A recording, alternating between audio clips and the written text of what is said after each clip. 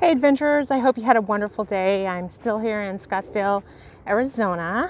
Just got out of class and I was gonna try to head up and do another hike, but I forgot my shakos at the resort, and so I had to come back and get them, and the sun is gonna go down soon. So the closing time for the park that I went to yesterday is at sunset, and so I didn't think I was going to be able to make it in time for me to have enough time to do a long enough hike. So I decided to stay here on the grounds, and this is where I am. It's so beautiful. It's a lovely golf course here in my view. Anyways, I was just going to do a little walking and talking since I want to get some exercise in before I wind down for the evening. I have a little homework to do tonight, so I wanted to kind of get a little exercise in before the next round of things that I have to do this evening. And I wanted to let you know that I had a great time in class today. I have been studying the endocrine system since probably about 2004 or even earlier. And I have noticed these connections between pelvic health issues and chronic pain and their relationship to mechanical issues that are going on in the body. And the reason why I feel like mechanical diagnosis and therapy is a missing link is because oftentimes people are going to get spinal adjustments for spinal pain. However, there's a really amazing technique that mostly physical therapists are trained in, but chiropractors can be trained in it too, and osteopaths can be trained in it as well. But the technique is hugely exclusive to physical therapy. And this technique was developed by Robin McKenzie. It's also known as the McKenzie method, and I have been using this technique since 2004. And the first pelvic patient that I had back then was somebody that's very near and dear to me.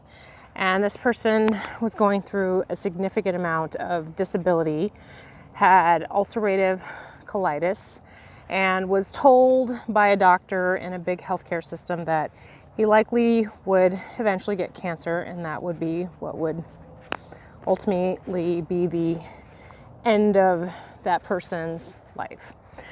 So I thought that was a really lame way to approach caring for a patient, and that person ultimately said, fuck the advice, and didn't take the medications that were prescribed, and instead worked on diet, nutrition, and mechanical diagnosis and therapy with me. And that person was physically disabled, and this person was young, in early 30s at the time of age. And so that didn't really seem like, the medical route didn't really seem like a road for that person to go down. And I was there supporting that person and making the choice to do something different instead. And I worked with this person related to changing diet and exercise. And one of the things that came up during the course of this was the person was really interested in doing Pilates, and I'm actually trained in rehab Pilates, so I use those concepts a lot in my practice as well. But this person was not going to Pilates with me. This person was doing Pilates with a Pilates instructor that didn't have medical training, and even if the person had had medical training, it likely would not have made a difference, because ultimately the person was not knowledgeable in mechanical therapy, mechanical diagnosis and therapy. And so even if the person had been medically trained, without the knowledge behind mechanical diagnosis and therapy, that Pilates trainer would not have been able to help this person. So mechanical diagnosis and therapy is all about moving a person physically in the right direction in order to turn off symptoms. And so this is what we ultimately did. We found directional preference of movement, And we only worked in that direction, and the person, in combination with diet, got well and recovered function of pelvic health disability. And the reason why I say disability is because this person got so sick to the point where he was no longer able to work outside of the home. And that was very devastating to the family. And this person was ultimately able to recover health based on movement as medicine and changing diet. And one of the things that I noticed when this person started doing Pilates with this trainer was that the symptoms started to return. And so when I noticed that, I said, hey, I think the Pilates is actually making your condition worse. And sure enough, the exercise was stopped. And then we continued to work in directional preference only, because that's what directional preference means. It means that you work in a direction with movement because there is some kind of deficit. And the deficit is something that can be measured. It can be measured by testing range of motion. It can be tested by doing manual mobilization with the body part. In this case, it was a spine. And usually when people have some kind of problem related to peripheral parts of the body, so what that means is when we're working centrally, then we're working with the spine. But when we're working peripherally, that means away from the spine. So peripheral joints would be like shoulders, elbows, hands, and knees. And even all of those joints can have directional preference of movement as well when there's a pain or disability.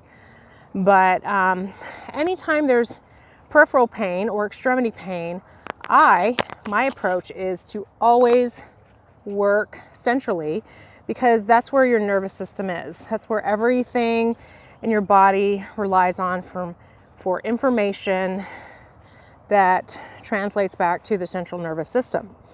So if a person has some mechanical issues with the spine and they go untreated, it can literally lead to all kinds of ridiculous stress in the body. And what does stress do? It affects our hormones, right? It affects the way we move. It affects our functional mobility. And all of that can translate into what's going on with the organs in our body. So if your spine is not healthy and happy, and it's not moving correctly, and this is not something that's always going to be just instantly recovered with spinal adjustments, because with mechanical diagnosis and therapy, we put the responsibility of healing into the patient's hands. We give them the directional preference of movement. We show you what the homework is and what it is that we expect you to do to overcome the issue. And the result is ultimately your symptoms reduce, and then we can progress you to recovery of function. And for pelvic health, it's no different than any other part of the body where we want to recover organ function. So if we do not look at the spine and how healthy the spine is or is not, then we are missing a huge part of pelvic health. And I have been working on my personal research in this area since basically 2004. And it started with this particular person who is someone who's very close to me. And I was able to see this person recover by changing movement habits and dietary issues that were a significant part of the loss of function. And this person recovered health and is now an athlete who can do century-mile bike rides and can work out lifting heavy weights, and ultimately is not encumbered by physical disability anymore. So, if you have been in the medical system, which I love, there's so much that we can glean from the medical system in our Western society, but we need to pair up with people on alternative sides of medicine as well. But even that has its limitations, and the things that I am helping patients recover from, they have not gotten relief from getting chiropractic care. They have not gotten full relief from working with naturopaths. They have not gotten relief from seeing all kinds of medical specialists.